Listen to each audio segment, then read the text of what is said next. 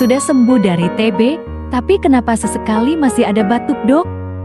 Biasanya orang batuk-batuk karena mungkin waktu itu TB-nya cukup luas sehingga walaupun sudah sembuh, kumannya sudah negatif, dahaknya sudah negatif, tidak ada lagi kuman, tapi bagian parunya itu masih ada kerusakan yang itu tidak bisa sembuh sempurna.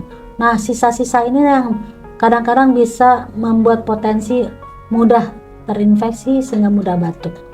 Ya, bisa jadi batuknya juga karena kelainan-kelainan yang lain, infeksi yang lain, bukan karena ini kalau udah pengobatan TB sudah dinyatakan sembuh masih batuk tetap merasa TB, nggak juga.